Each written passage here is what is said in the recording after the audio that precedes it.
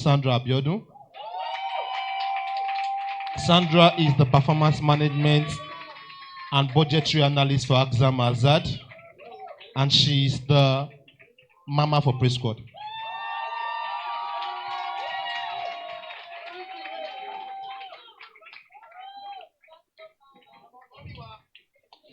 The next is my friend and brother, my guy, the best there is when it comes to branding, design, etc. Oluroti Akerele.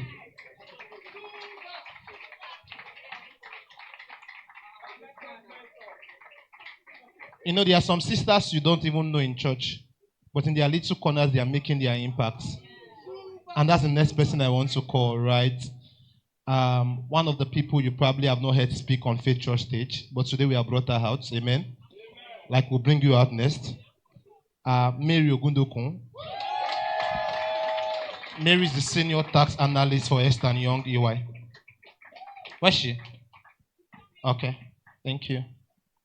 Next is my guy, one of the most eligible bachelors in Faith Church, Faithful JB.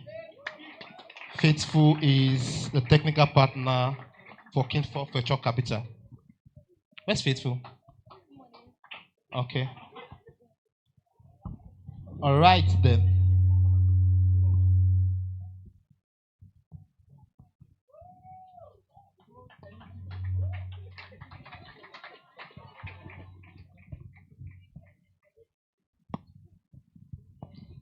All right. Good morning, people. I recall speaking to one of the panelists yesterday, and she was like, why? I don't want to do this. She's smiling now. All right. But I'm happy we're doing this now. All right. The goal for us and the aim is to be as practical as possible. Right. So people understand some basic tips, right, to set the goals. I did ask a question earlier on. I said, how many of us have, separated our goals from wish lists? Now, what I'm trying to say is that for some of us, we have written down a lot of things we want to achieve, right? I attended a part of the Diamond event yesterday, and I think Diamond Squad really did a great job yesterday. They had one of the best facilitators that can handle that topic, right? And he made an attempt to differentiate, and talk about what wish list and goals are. So, for instance, he mentioned to say that you have written down in your goals, right? In your goals, that you want to travel 5 African countries this year, but you are currently earning 200,000 naira per month.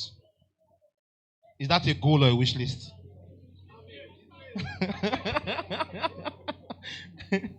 Right? So it is those kind of conversations we want to have. So we want to help you to be able to set and conclude on your goals before, So when you look back at 2024, you can say, yes, we did a thing, I did a thing. I'll just open first question to everyone. And I'll start with Sandra. Sandra, how are you today? Media, please help our mic. Can you turn on the mic? Is it working?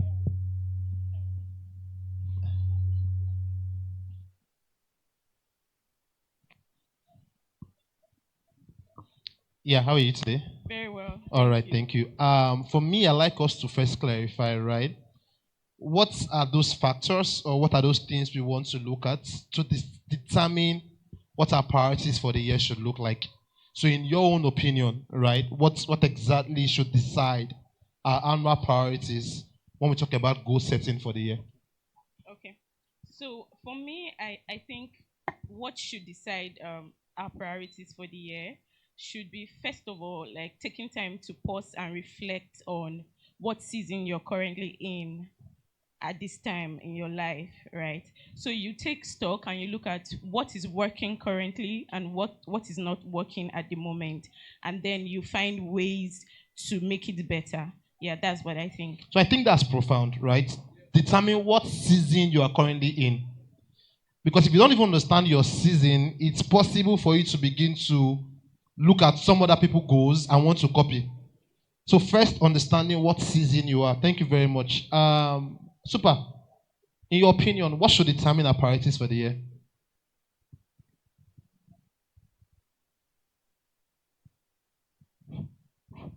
Yeah, for the most part, I think rightly said, but I think I would like to backtrack a bit, and first of all take a review of last year because I think if you don't know how far you have come or what made you slip and fall, the previous year, you might not know what to look out against, for the new year. So take a review, take stock, and see where your wins were, what enhanced them, and where your falls were, and what facilitated them or accelerated them. So with that in mind, you can at least have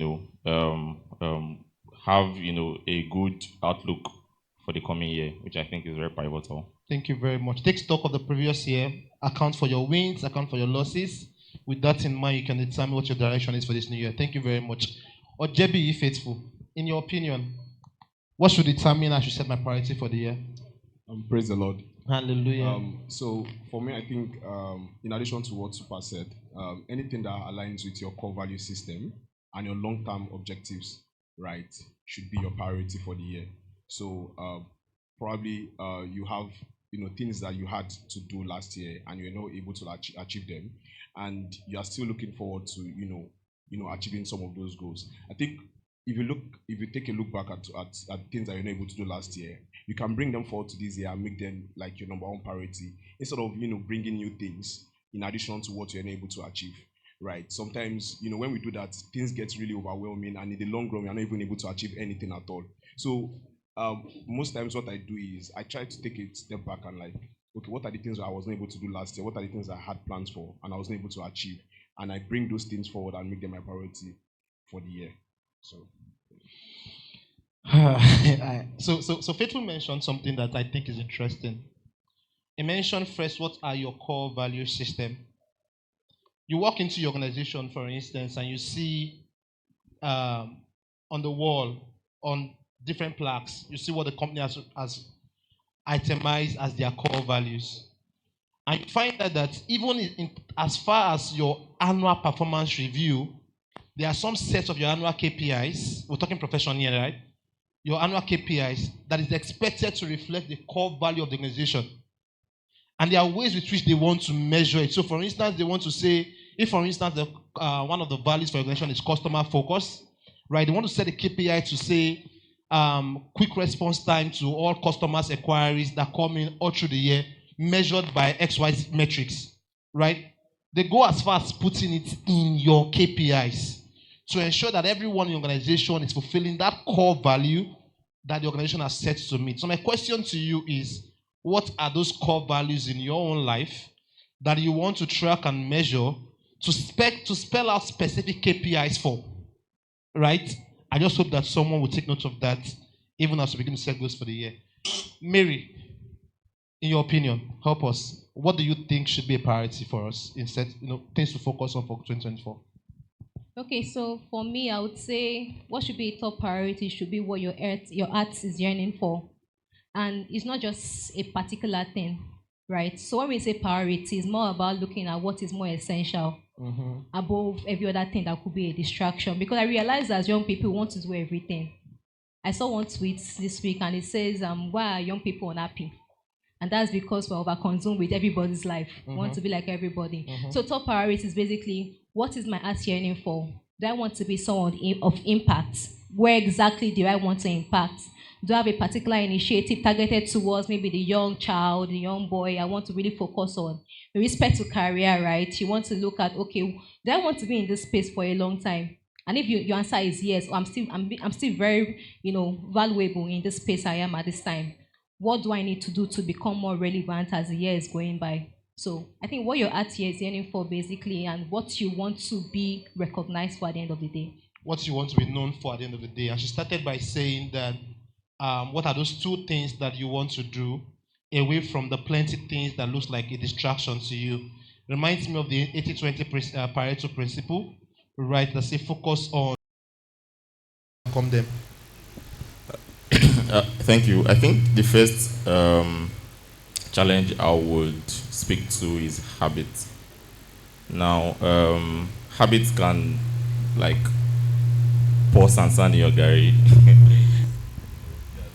If I want to be very informal, but realistically, it can like topple all your chances, reduce or minimize your efforts, and then your outcome is like dwindling. So I think one good thing to correct or to set is habits, and one good way to build them is, so we have a lot of factors or reasons why you should build good habits, because I think overall most people tend to focus more on goals.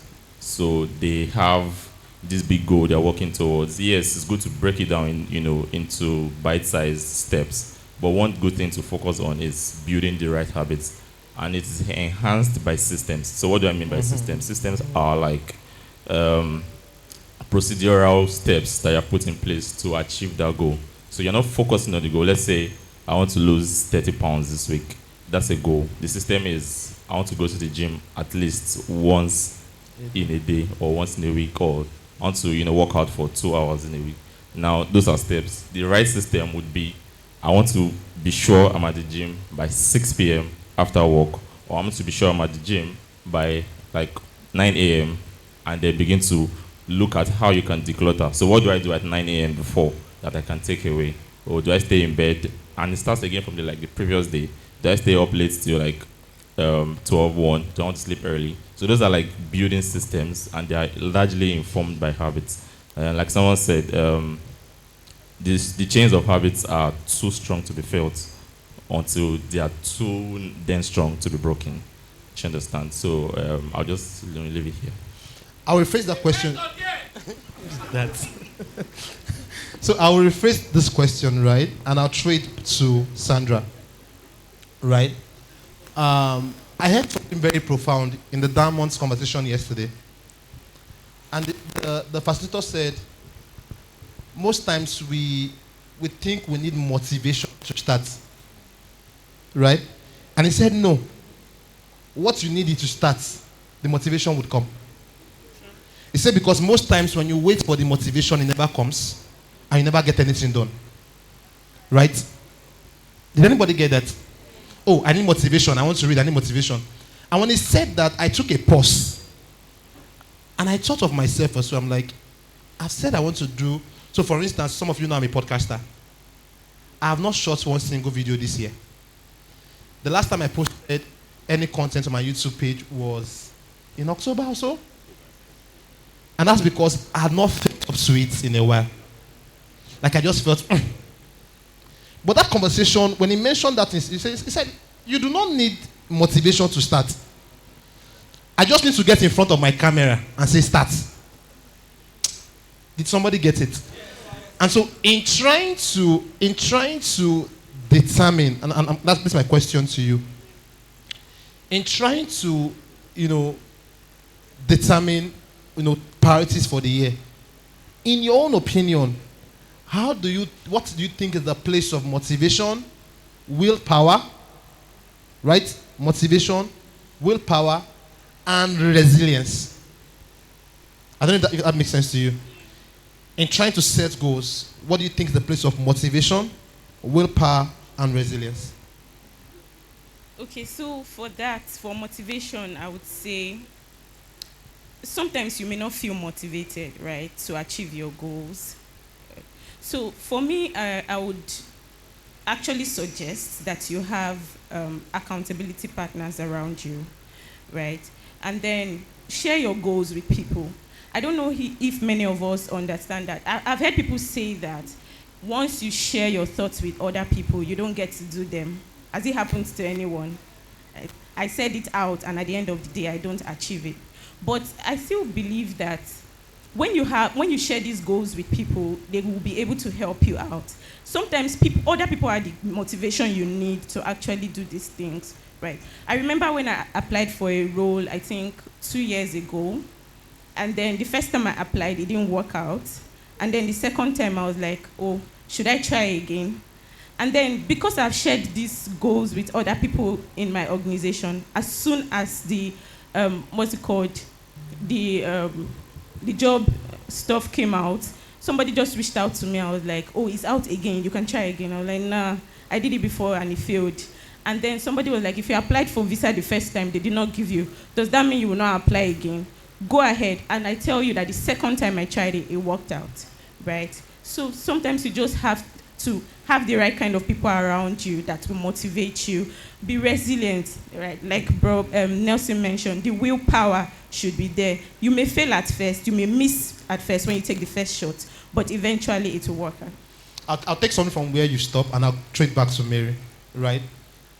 Talking about accountability partner, she did mention that, you know, you have to be accountable to somebody, or at least share that goal with somebody. Now, what's the place of sharing as a gist? Oh, Mary, this year I want to make $50 million. And Mary is not asking me, what is your how? First, what is your why? Why do you want to make $50 million? How do you want to make it? Right? So I don't want to answer the question, right? But what's the place of, I'm sharing these goals with Mary as Mary, and I'm sharing this goal with Mary as something I want to achieve. And how can I build that relationship with Mary in a way that I'm accountable to her to achieve my goal of earning $50 million at the end of the year? Yeah, I think I really like that scenario, first off. And when it comes to accountability, like she said, some people try to shy away from it, maybe because they don't want everybody to know their business, maybe someone to steal their idea. The first thing I would say is you need to know who you want to even open up with in the first place. And when it comes to your goal, your life, you can't just say like a gist. There are people that you know you have conversation with, that this how, and you always have rich conversation with. And know that when you speak, this thing is really serious, what Mary is saying. Okay, Mary, what do you have in place? When do you want to start this? Right?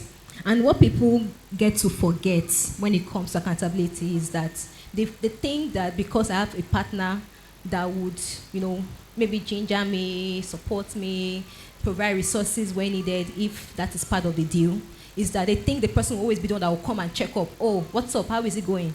Meanwhile, you're the one that's supposed to go back and say, okay, this is what I'm supposed to do this week. I've done this so far.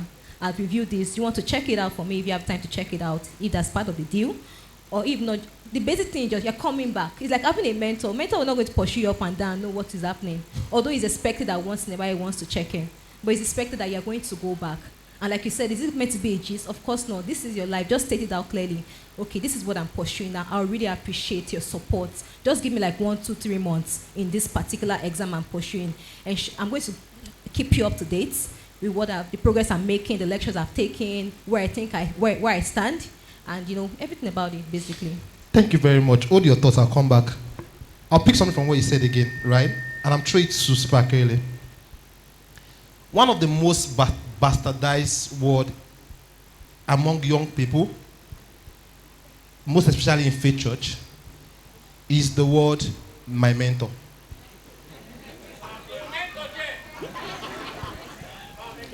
And I'll tell you why I say so. We've got people you look up to and you call them mentors. What exactly is the place of mentors? Take it back again. And mentees in setting and achieving professional goals for your life. Because if you look at people shout mentor up and down, right? There are people you probably think, oh, this person is one big person here, one manager here, one person here. But majority of these proclaimed mentees have never for once tapped into the resources that sit on with their mentors. So, in your opinion, how can we leverage excellently, most especially on our network here in Faith Church, in building solid mentee-mentor relationship, not just for the fun or idea of it, but I will translate into setting and meeting critical objectives to help our professional lives of 2024? I think the first conversation, around that would be the question of how many people are. So, I'm speaking to what mentee and mentor mean, the real sense of it. So, how many people are willing to put in the work? And if you recall in the Bible, one specific example that came to mind was Elisha and Elijah. Now, if you remember anything about that scenario, Elisha was not only the mentee in quotes that Elijah had. Remember the Bible said, and there were some other sons of the prophet. Now, the difference between Elisha and the other sons of the prophet was because he put in the work. It was studious, it was dutiful. He ensured that it was literally following Elijah's footsteps, and it specifically requested for a double portion. He had a goal. So I think that is missing in most mentees' attitude. They want to be where you are at. They want to live the life for the gram. They want to do reels and videos and get ready with me and all of that, right? But but when it comes down to opening up your system, putting the slides, you have a mentor that is presenting something tomorrow somewhere, right? How about you send him the slides and say, oh, I hear you are speaking at XYZ place. Look at these topics for your perusal, or look at what I prepared already. That's the point of putting in the work.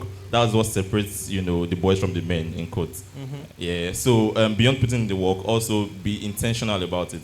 Now, most people, want to bug and ask for or request for financial help and all of that. While there are many conversations around whether it's good or not, or ethical performances and all of that. But I think if you're focused on exactly what you want to get from this relationship or conversation, and then give yourself a goal or a time lapse. For instance, I know you. I think you're a very shining example of how you walk in the path of those who have trod ahead of you. Someone like Yemi Fashion, I know that he's your mentor, and you have a host of others. But like I see how you literally carry him on your head, and I've heard in conversations where you mention how you are able to, achieve that set apartness, from other people, which I think is very pivotal. Maybe you should even throw this question back to yourself and teach all of us how, we can stand on the shoulders of those who can see ahead of us. Okay, before I go to the next question, I think I'll just add a little thing to what Akerele has said. When it comes to, so I remember when I wanted to start my podcast, I reached out to my mentor, Yemi Fashion. Everyone knows he's my mentor, And I said to him, and I asked for a meeting. And we met at Gaba and Kapashini, somewhere in Kenya. And we sat over dinner. And I shared my plans for the podcast with him.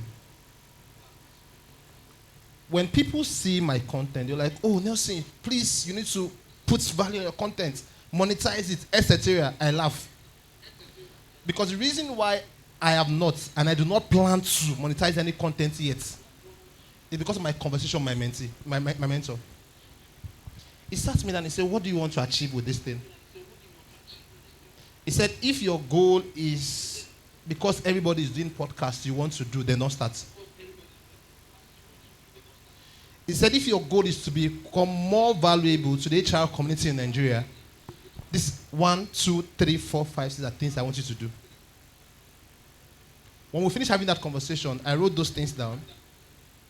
And one thing I do till date is, without him asking, I send him a monthly report on those things he had asked me to do from the beginning. And he's telling me, oh, Nelson, you should have done that better. Okay, Nelson, infuse this. This is the results you want to see. That constant conversation and communication with whoever you have set as your mentor will go a long way in helping you achieving your goal for the year. Your mentor is not there for urgent 2K.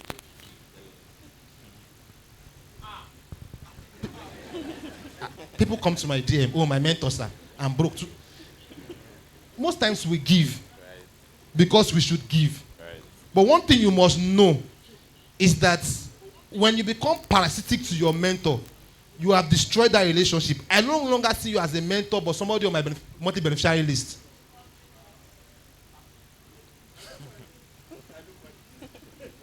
You will say you don't mind, but you want to be solving short-term problems instead of gaining insight to solve long-term problems. And so your mentor is not there for urgent 2K. So I will ask you again, Who is that role model, that mentor that you have, those things you have written down. And one thing you must learn to kill if you really want to be accountable to a mentor or to a peer. Mind you, mentorship can be both up and lateral. So peer-to-peer mentorship. Yes. Oh, there's someone, for instance, she works in Magzad as a performance analyst. I am a financial analyst with Leadway Insurance. We are both in insurance business. This is what I want to achieve. These are the KPIs my organization have set for me. I want to achieve this. Though we are on the same level, but how can we rub and how can I share? No, all of those things. When I come to you that way, right, the goal is that we are constantly reviewing. It is not a gist. You must learn to kill your ego. Is it because he has been working before me? I brought gold for him, he pieces it. If you have me as a mentor and you come to me with plenty things you want to achieve, be sure that you will not live with more than 2 things. But if you have that mindset of my ideas must work, then that is not a mentor relationship. Ensure that you can kill your ego. Ensure that you are not egoistic. Ensure that you are humble enough, whether it's your peer or somebody above you, to take criticism. The young man who led Diamond's convention yesterday emphasized something I've always said. Feedback is a gift. If every time a feedback comes to you on your goal, on your performance by your manager, and you see that my manager does not like me, and you go to PT to pray against your manager, you're only doing yourself. They will fire your manager, but have you grown? You see, some of us, I mean, it's a panel session, right? But I'm just throwing more light because we set goals, KPIs in organization. Your manager is doing weekly checking, monthly checking, and he sees that you are not performing, you're not doing anything. But instead of you to sit down and take the feedback, you are concerned about how the feedback was given. See the way he spoke to me. When I finished university, I was in secondary school.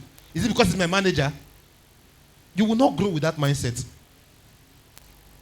No matter how the feedback has come to you, the question is, are there facts in those feedback? And how can I leverage on that feedback I've gotten to become a better person in the next performance cycle? I've said too many things. Taking feedback, managing mentor relationship, and ensuring that you are accountable. I'll come back to this part of the room again and I'll go straight to faithful. What tools, methodologies, right, or belief system do you think is useful when we talk about or is helpful for planning and maintaining your priorities for the year? Tools, methodology, belief system that one can adopt for planning for the year. Okay, so I'm going to try to use myself as an example. And I remember some years back when I was going to transition into tech, right? And I mean, I was already into tech, but I was not doing software engineering. I was doing hardware engineering then. And they were just like, I did not have anybody to mentor me. I needed to, do research on my own because the software engineering space is actually filled with a whole lot. You actually have to pick a specific niche, know what you want to do. I spent months actually doing my research. Today, I'll read about, front-end engineering. Tomorrow, I'll read about back-end. Tomorrow, the next day, I'm reading about cloud. And I'm just trying to, pieces all of these things together, trying to understand which of these things actually interest me more and which one do I want to pick as a career. I ended up picking everything. But everybody cannot be like me, right? And it took me years before I was able to get to the level I am, right? But then, when I was going to start, right, the first thing I did was I tried to, understudy people that have gone ahead of me, and they already did something similar to what I wanted to do. How are these people able to navigate this? Okay, I want to make myself a self-taught engineer, right? I went to start reading articles on how to make yourself a self-taught engineer, right? I didn't have the money to put myself through boot camps and all of that. So I went to make research. How do I make myself a self-taught engineer? okay, there are a lot of ways. You could either use YouTube tutorials, you could, go to websites like Udemy and co, download like tutorial videos to like watch and stuff. And then I also had a couple of friends that, they already had tutorial videos that they themselves have downloaded, right? I went to start reading articles on how to make yourself a self-taught engineer, right? I didn't have the money to put myself through boot camps and all of that. So I went to make research. How do I make myself a self-taught engineer? Okay, there are a lot of ways. You could either use YouTube tutorials, you could, go to websites like Udemy and co, download like tutorial videos to like watch and stuff.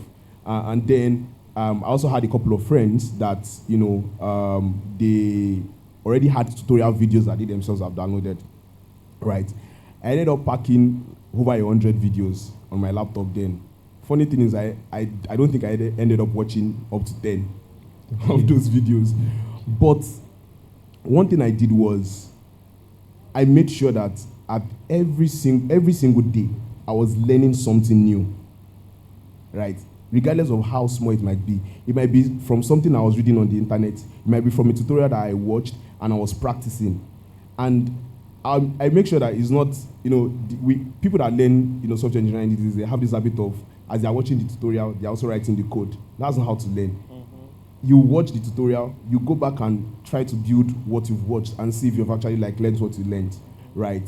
It's not, for example, someone wants to do an exam, you want to take a test, right, to see if you're actually prepared for the exam. But the book that you want to use to do the exam is right in front of you. And then when you see that you're almost getting confused, you try to go back and check if what you want to pick is right. Like, that thing is never going to stick to your brain that way. It's when you've picked an option and you've missed it, then you can come back to the book and, okay, you are now sure that this option that you picked is wrong, right?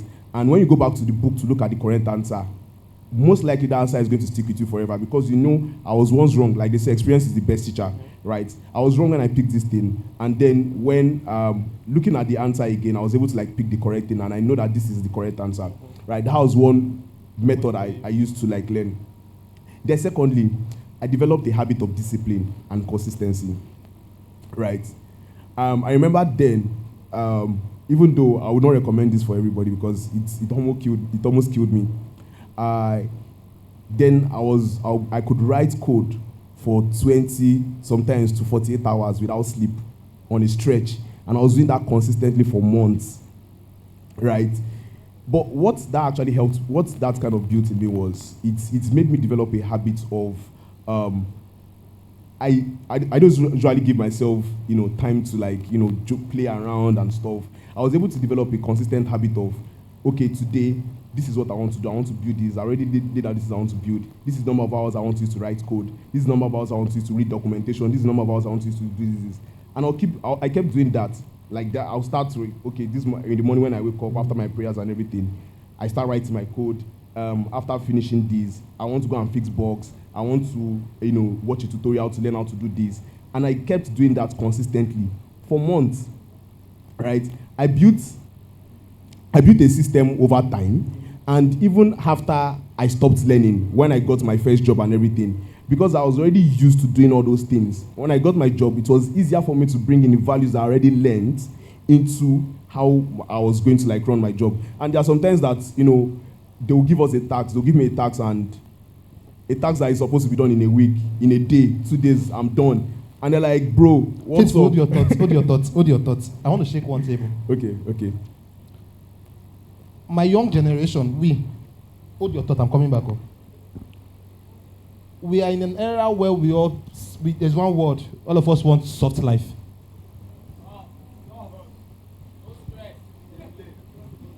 Me, Nelson Dominic, I believe that at some level of your career, soft life is a scam.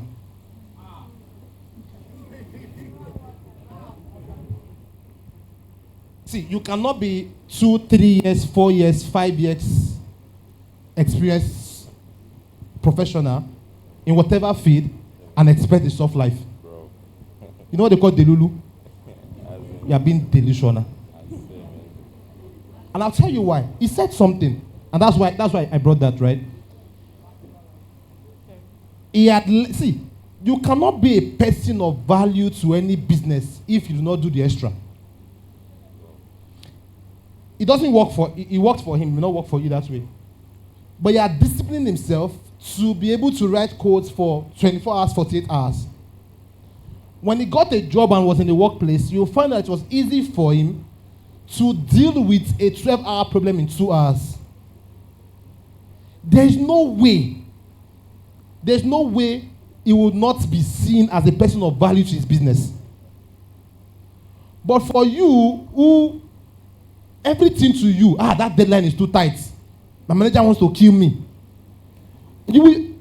I hear these things. My manager, and all you want is, I just want to come to the office, sign, approved, go ahead, respond to email, and go home. That soft life you crave would only come at a certain level of your career, not at the level at which majority of us are. And so what differentiates us? Some people who are up there who the business refers to as top performers are those people who have built this level of discipline that he is talking about now to be able to deliver some level of results different from what every other person in the business delivers. And that's why you find yourself sitting in your office cubicle, gossiping somebody and say, oh, he's doing eye service. So they will like him more. But that person that you claim is doing eye service is getting promotion year on year, getting bonus year on year. Envy will kill you. You have just not built yourself to be a person of value. Because of our time, right, Faithful, I'll ask just one last question and then we'll throw it open to the audience, right, to take questions. And I'll throw that question super accurately. And that question is, I asked the question earlier on, right, goals versus wish list. How do we narrow down from the plenty things that we think are very important that we must achieve this year? A lot of us are just overwhelming ourselves, right? Setting goals that are unrealistic. This year, I want to do my Prince 2 certification. This year, I want to get ACA. This year, I want to be top performer in my organization. This year, I want to... You have all of those goals you have outlined. How do you, from the list of all those things you have put together, how do you determine the 1, 2, 3 to focus on? In so much that you will build a system around achieving it. All right. Thank you. I'll just borrow a leaf from my branding and marketing profession. So when we do into the year, actually starting from November from the previous year, there's something we call brand plan for the new year. So all of our brands that we work on, we try to give them a plan, for the entire year. And one important, in fact, the most important part of the brand plan that even the brand managers that will receive it look forward to is what we call must-win battles. Now, what that means is if everything else fails, if we are not able to achieve everything else, this is called MWB. This MWBs must never fail, no matter what. No matter who works is God, no matter who we have to hire, who we have to fight, these must-win battles must be won. So now in this context, I'll say, if we take it that serious, let's say we are doing tier 1, tier 2, tier 3, we are tearing in. So it's called mind mapping, where you have your goals or your objectives. I like calling them objectives instead of goals. Outlined for the entire year. I know that these are my must-win battles in my tier 1. So what that means is, if I have to move mountains, if I have to put in the work, early mornings, late nights, whatever it is I have to do, I should not fail on this. So once I have that in my tier 1, then I lock in on that and start, creating plans for the entire line items in the tier. The plans or the system or the processes would be what I have to let go of, because again, what people speak to for the most part are to-do lists. Mm-hmm. But I like thinking of not to-do lists, because those things help you. So if you look at your 24 hours, they are probably cluttered. So what that means, you have to, as a man was speaking, remove some items. You have to declutter your to-do list and make them and have a not to-do list where you have it physically represented by a way of writing, illustration, or anything, and it's there. I know that okay, I must not do this because I have some must-win battles. So like I said, if you tier it and you have your tier 1, tier 2, tier 3, you do your mind mapping, and then for tier 2 you can say, okay, stuff that will take minimal effort but great results. Because again, you need something that will act like a booster. So there are some things that I just need to put minimal effort and get bigger, results that will help me focus more on my tier 1 things. And then tier 3 are stuff that, for the most part, we push for the later part of the year, say August downward. But you know that, again, in football, everybody, for those that watch football, one thing they always, emphasize, especially if you're going to be a defensive team like Atletico, you need to score early. So if you score like in your first 20, 15 minutes, even if you're a smaller team, you're the underdog, it upsets the entire game plan of the opposition. Yeah. So what you need to do is look for your must-win battles that you must hang in your first quarter. That will help you do your mind mapping and, arrange your tiering. So for time's sake, I think I'll just end there. Thank you. Emphasis on the first quarter. What are those quick wins for you that will boost you? Especially your first quarter, those things you want to do, right? Now, in talking of tools, I wanted to say Excel, but then something came to my head. Excel is the basic, right? And easiest for you to use now. I remember I had finished school and I got an interview opportunity with Cambridge University Press. They had just come into Nigeria. Press, just like you have exactly your Tana Press, all those press. So, and they gave me a system. This was after NYC. To do Excel, delete, copy, paste, rearrange. Nothing serious. Ladies and gentlemen, I failed.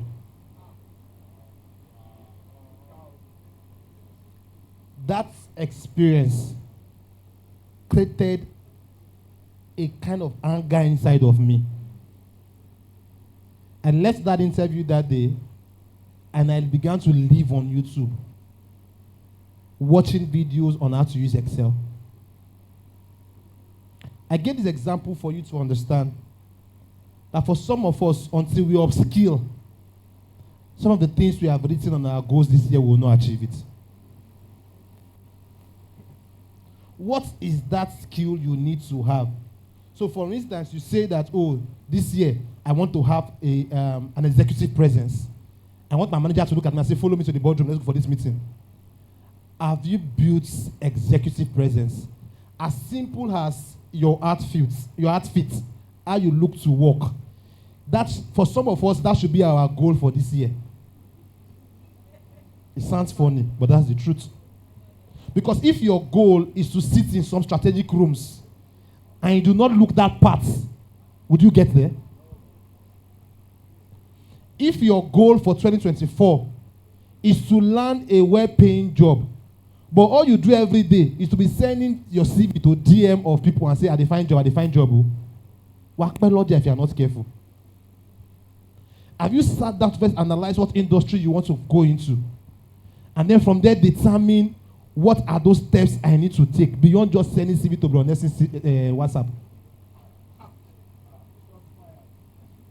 So if your goal for this year is to become one of the top performers in your organization, so every organization has what they call A players.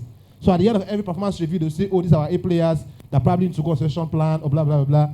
And you have not outlined how you want to achieve your KPIs quarter on quarter.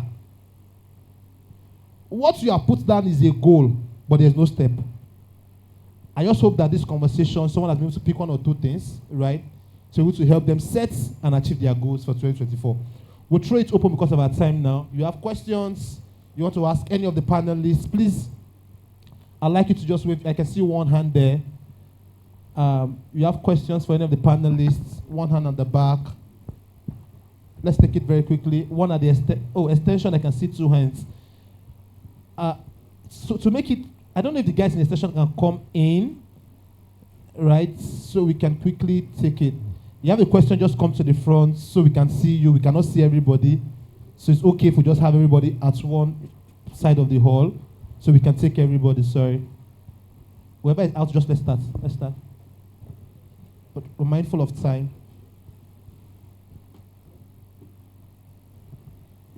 Yeah, she has a question. She can take it from there, that's fine. If others can come this way, let's take her first. All right, good morning. My question is thrown to Super Akerele and Nelson. I don't mind if you had to it. So, Akerele talked about habits and systems. So, my question is, how do you build systems and consistency around your career, while at the same time ensuring that you make progress outside the level you are at in terms of growth, like writing professional exams and doing other external stuff? Thank you for that question. Like I said, systems are what your goals or your objectives will stand on. And I'll give a practical example. Let's say you want to let's say you have a goal that, okay, this year I want to ensure my room is entirely clean. Like I want to be very tidy with my belongings in my room. At best, you have a clean room maybe once in a quarter. So every other day, right, you have a scattered room until that one Saturday morning when you wake up to say, oh, I want to clean this room. So like I said, at best, you have a clean room once in a quarter. But the system would then be, I want to ensure everything I pick, I return back in the right place. I want to ensure that when I come back from work by 7, 8 p.m., I put my shoes where they are meant to be. I put my singlets where it's meant to be, my shirt, my cap, my XYZ. Those are systems. And they are largely informed by habits. I don't know if that answers your question. I don't spend too much time, but I recommend the book, 7 Habits of Highly Effective People, Steve Covey. Let's read it. Like, when I mean read it. Building systems are very important. You cannot just arrive at your destination if there's no system around it. I want to get here. That means I must do 1, 2, 3, 4, 5, 6 every day for 2 minutes, 3 minutes, 5 minutes. That cumulatively, I'm where I am at the end of the day. Let's not dwell too much on that. I don't know if you can take one by one or take everything and answer, but let's go. Good morning. Good morning, sir. Okay. My question will be directed to Akerele. And, okay, I started at the beginning. Let me go this way. I started at the beginning. I wanted to do a professional course, right? And when I was reviewing on the net, I saw that they said that 80% of people that wrote the course at the first instance failed. Success rate. So when I saw that, my morale died. Then it's also in dollars. So my question is, I met someone, collected review of the courses that were done, started reading it, but when I just, at that particular time, I died. The thing just died. So now I want to ask, how do I go back and re-motivate myself? That's one. Then two, with the present rates of dollar and all of that, every time thing is going up, and it's in dollars, and I'm collecting my pay in naira, how do I compensate? How do I work towards achieving that? That's the question. Sorry, take your second question again. I'm coming to the first one. Okay, the question is, the cost is in dollar, and I know how much it's costing. It's close to $1 million and all of that. How do I meet up with the rising rate in dollar? That's my second question. Okay. I think the only answer to that question is open a dollar account. Always move your naira account, move your naira into dollar, and you're hedging against inflation.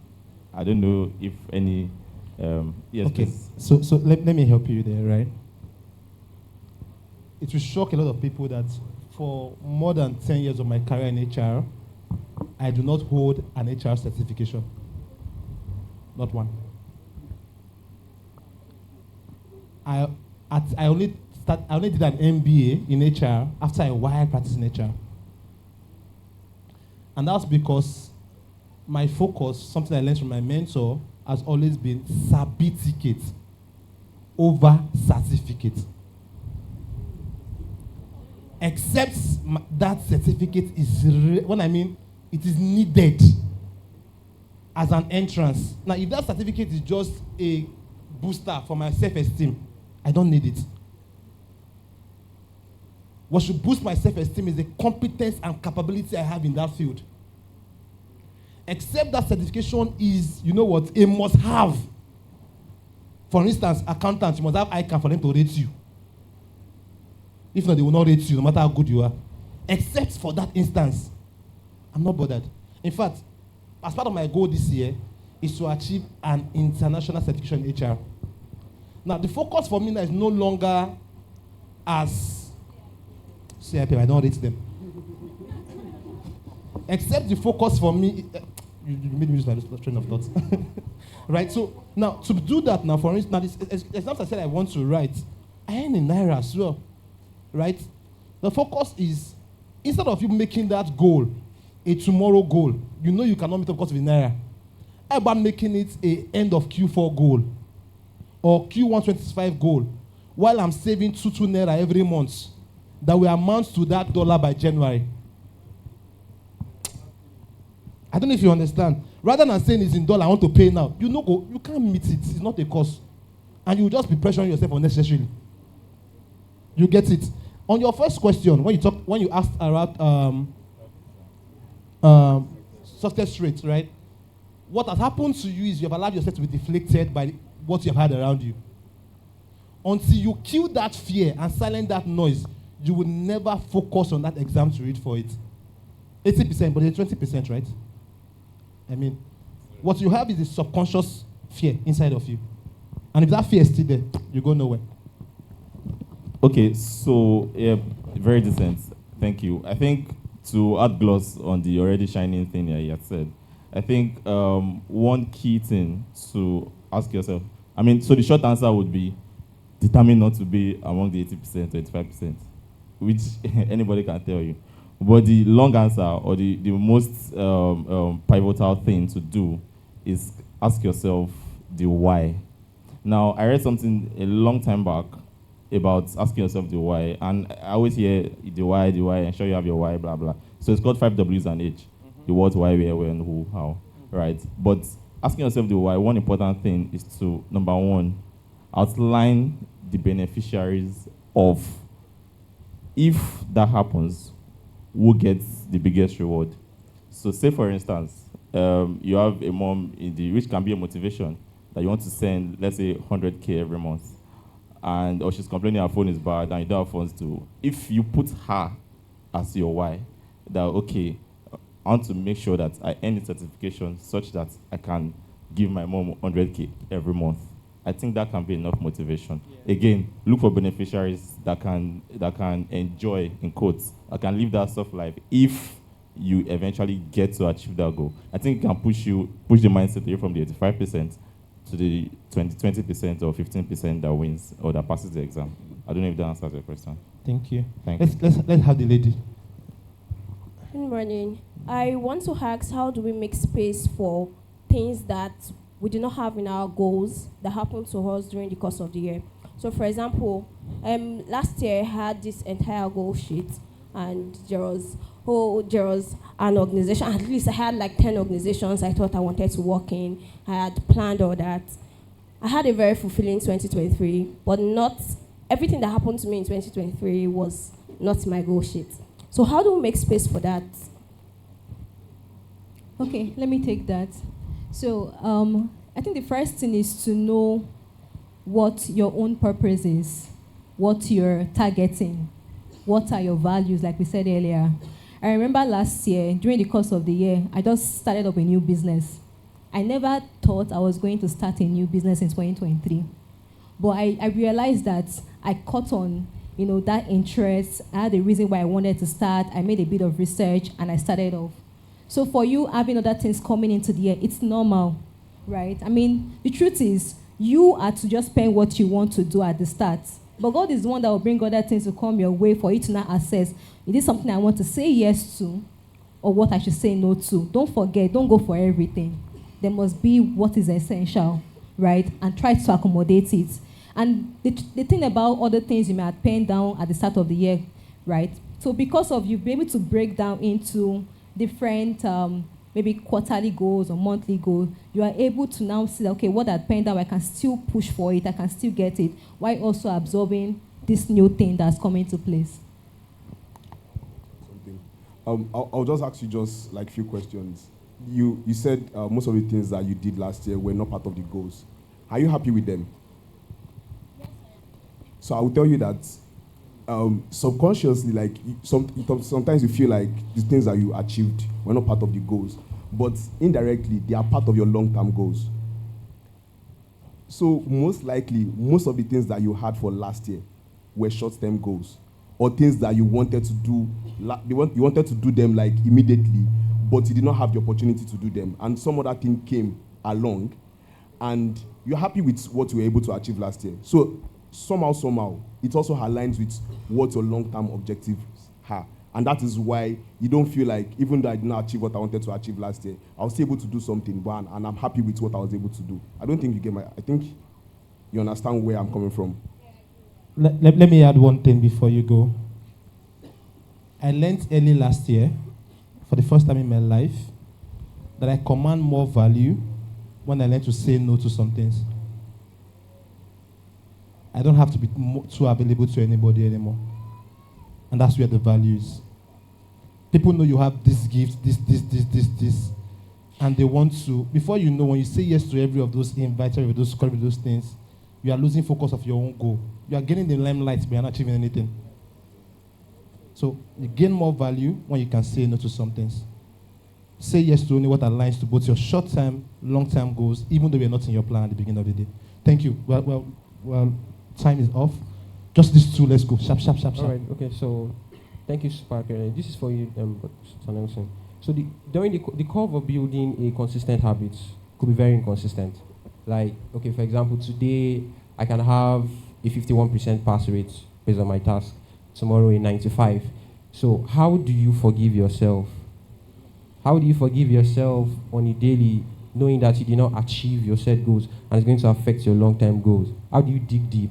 So, for example, I did something last year. I was supposed to go on a daily habit of finishing the Bible, I think 3 times. I fell short after like consistent number of over 100 days, and I found it difficult to pick myself back up. And the second question is, if our willpower is finite, this is for you, sir. If our willpower is very finite, then I'll assume that our main currency is our energy. Like, how do you consistently discipline? Because what you said was really mind-blowing. You were able to be very consistent in one thing over a period of time, such that when you were given an opportunity, it was very seamless for you. So that grit and that discipline, how do I maximize my willpower to stretch me when I'm very consistent? I'll take it fast because we don't have time. Your first question, we answered the second question. Your first question you asked was, how do you forgive yourself, right? Same thing as sin. Ladies and gentlemen, when you fall into sin, devil wants you to stay there. Because the more you stay there, the more you go deeper into it, and the more your life is a mess.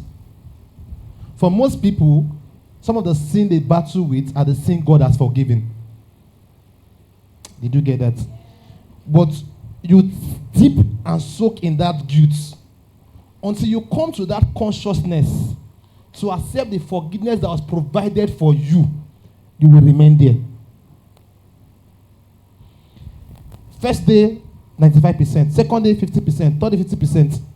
What your mind will be doing to you is to focus on the days that you have not done anything. And you keep building your excuse on it. And before you know, subconsciously, you start pushing that goal to next year, next quarter. The goal for is as soon as you realize, as it is hot, stand up. The more you dwell in it, the more you sink in it. Make sense? Yes. Faithful. Sharp. The first thing I would love to tell you to do is make sure that whatever you are doing is something that you're really, really interested in. Because that will be your first motivation. Yep. If it's not something that you're really, really interested in, after a while, if things are not going fine, you tend to like lose focus or you get discouraged and stuff like that. So for me, it was because I was super interested in software engineering. That was like the first motivation. Then secondly, Super mentioned something about finding a motivation. It could be people that would be beneficiaries, right? The people that I actually put as my own beneficiaries are my immediate family members. I was like, okay, if I'm able to achieve this, if I'm able to do this, who stands to benefit apart from myself? My parents would enjoy, my siblings will enjoy, they all get to live the soft life, while I also live the soft life. So they were like enough motivation for me. And I know everybody will most likely shout. I always told myself that whoever I get married to must live a very soft life, right? So like those were enough. That marketing, well, yeah, those things were like enough motivation for me to work harder and keep me going consistently. Like I always wanted to make sure that if I've not been able to achieve what I want to achieve, there's no rest for me. Like denying myself of instant gratification, just sometimes when you are doing something, you just want to I just want to flex, I just want to rest. But if I've not been able to achieve that thing, there are sometimes that someone will call me and I'll be like, Omo, I never chopped since morning. It's not like there was no food or I don't want to eat. But it's because I've disciplined myself to the point where if I've not been able to achieve what I want to achieve for that day, I don't even feel the hunger. No Bible, no breakfast. It's until when you drop that laptop or when you drop that thing, you just remember, almost 6 p.m. I've not even eaten breakfast. So is that discipline? Last question, sharp. We're wrapping up now. Good morning. Good morning, sir. Question is for you. Okay, so you said you were able to do almost everything in the tech space, right? From the front end to the back end, then the cloud, right? Okay, so my question is I'm also in the tech space, right? But there's something I really struggle with, which is the front end, right? And it's not because I'm not interested or I'm not motivated, but the time, like not the time really, you understand, talking of design and all of this. Hello, sir. Sorry, what's your name? My name is Olani. Olani. Yeah. So, unofficially, without his permission, I'm giving you to him as his mentee. Okay. So, after now, you meet with him because your question is specific to tech, to front end, which is his tech, which is his space. After service, if you can't find him, find me. I will hand you over to him. You are his mentee going forward. Is that fine? Yeah, thank you very much, sir. Okay, so I have one question that somebody sent. Now, this one is, I don't know how to answer this question.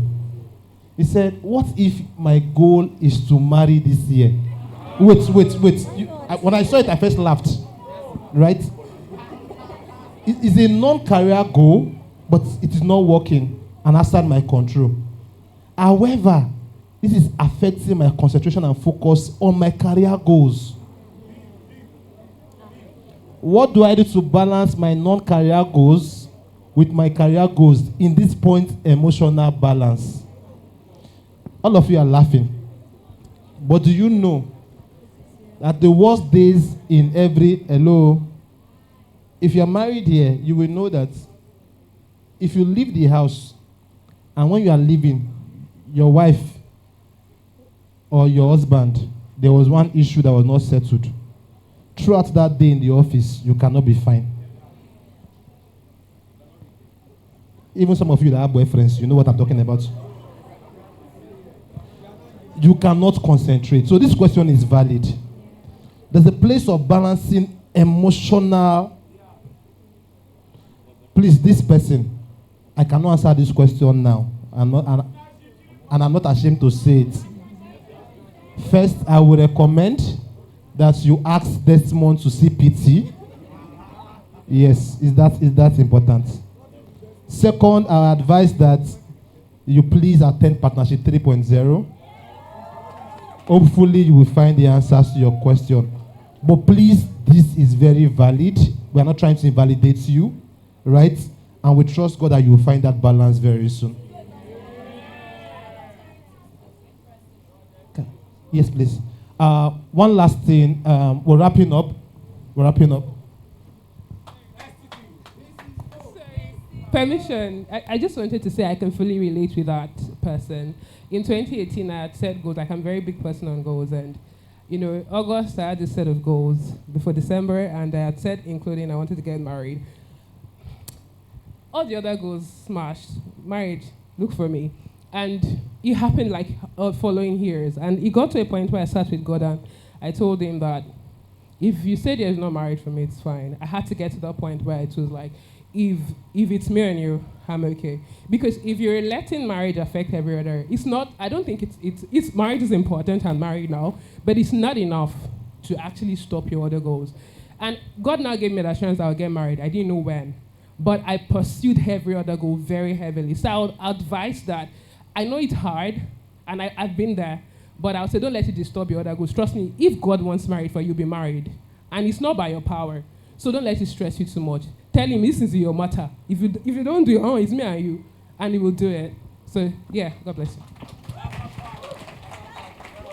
You are in this room and you are in your second year career. Second year, you will not lie in church. 2 years in your career, and you're looking to position yourself as a top talent in your industry. 2 years, do like this.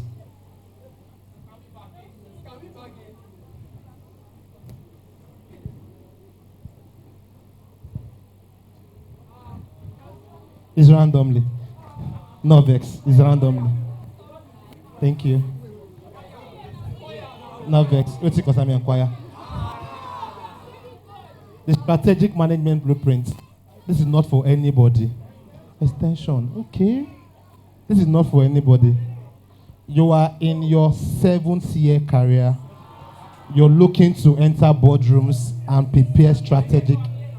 And I'm serious. You will not lie in church. 7 year. And you're looking to enter into some top rooms to deliver on strategic initiatives. Please let me give it to that brother at the back. Come on. Thank you very much. Ladies and gentlemen, this is where we draw the curtain this morning. Thank you very much. We hope that you got value. Have a beautiful 2024. Thank you very much, guys. God bless you.